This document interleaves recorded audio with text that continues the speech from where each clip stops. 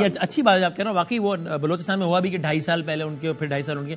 نہیں، کچھ لوگوں کے بارے میں تو میاں صاحب نے کہا تھا کہ ان کو واپس لینا یا ان کے قریب جانا تو میرے نظریات اور اصول کے خلاف ہوگا. وہ ان نے اب اس کا بھی خیال نہیں ہے تو پھر ایسا لگے گا کہ نظریات ہی نہیں بلکہ مفاداتی سیاست ہے، جن کے بارے میں پریسائزلی انہوں نے کہا تھا کہ نہیں ان کو نہیں لوں گا کبھی، لیکن اب ان کے کل چودھری صاحبان کے پاس چلے گئے. وہ میرا خیال ہے پرویز الہی کی وجہ سے. دیکھیں ہماری جو لڑائی شروع ہوئی تھی نا پاکستان مسلم لیگ نون کی اور چودھری فیملی کے درمیان، وہ اس میں ایک ہی شخص تھا جس نے یہ بیج بویا تھا. چودھری شجاعت کا ہمیشہ سے ہماری لیڈرشپ کے اور ہمارے دلوں کے اندر ان کے لیے نرم گوشہ موجود رہا ہے. میں خود اپنی میٹنگز میں موجود رہا ہوں جہاں یہ باتیں ہوتی تھی، گفتگو ہوتی تھی، اور شجاعت صاحب کے حوالے سے میرا نہیں خیال کہ کبھی میاں صاحب کے منہ سے کوئی بات. شجاعت صاحب وزیر اعظم رہے مشرف صاحب کے دور میں، اور اگر پرویز الہی صاحب اگر مسئلے کی جڑ تھے تو ان کو تو آپ لوگ کل کی بات ہے وزیر اعلیٰ بنانے پر راضی ہو گئے تھے پنجاب کے. وہ تو بعد میں وہ پلٹی کھا گئے نا، تو جو مسئلے کی جڑ تھا اس کو وزیر اعلیٰ پنجاب بنانے پر راضی ہو گئے تھے. نہیں دیکھیں نا، یہ کوئی کانگریس سے نہیں آئے ہوئے تھے نا سارے. میں پھر وہ پیپلز پارٹی کے ساتھ ہمارا اتحاد ہو سکتا تھا تو کاف لیگ کے ساتھ اتحاد کیوں نہیں ہو سکتا تھا؟ اور 16 ماہ میں ہمارا اتحاد ہوا ہے. پھر ابھی آپ نے کہا ایم کیو ایم کے ساتھ نہیں اتحاد ہمارا ہو گیا.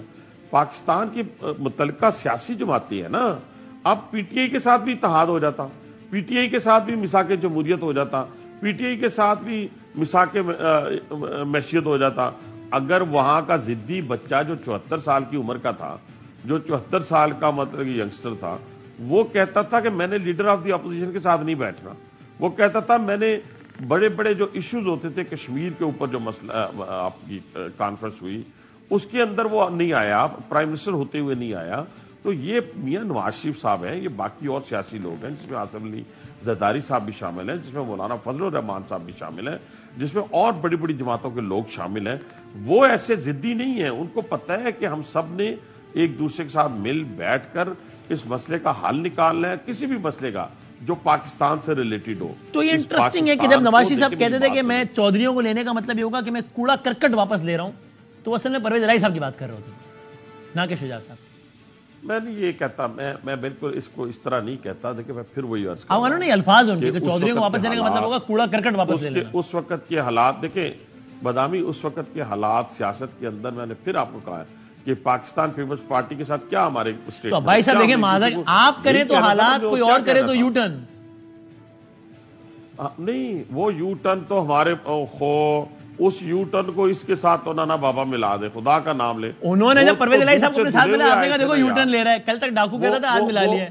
آپ ملا رہے تھے، نہیں سنیں، وہ دودھ کے دھلے ہوئے تھے نا یار. وہ تو 1 کروڑ نوکریاں دینے والے تھے، وہ تو 50 لاکھ گھر بنانے والے تھے، وہ تو 200 ارب ڈالر پاکستان میں لانے والے تھے، وہ تو اسلامک ٹچ دے کے اسلام نافذ کرنے والے لوگ تھے. مدینے کی ریاست بناتے ہوئے ساتھ پورا ٹبر جو ہے لوٹ مار پہ لگا ہوا تھا اور مدینے کی ریاست کا نام استعمال کر رہا تھا. ان کا اور ہمارا مقابلہ کیا مقابلہ ہے؟ چھوڑیں ان کو. وہ اس لیے چھوڑ دیں کہ انہوں نے پاکستان کے اندر جس کلچر کو فروغ دیا، بڑے چھوٹے کی تمیز کو ختم کر دیا، ماں بہن اور بیٹی کے تقدس کو پامال کر دیا. ان کی بہن اور آپ کیا بات کریں؟ تو سر اچھا ٹورڈز دی اینڈ باسی صاحب یہ آج والی ڈیولپمنٹ میں ایک فائنل کامنٹ کر دیں سر.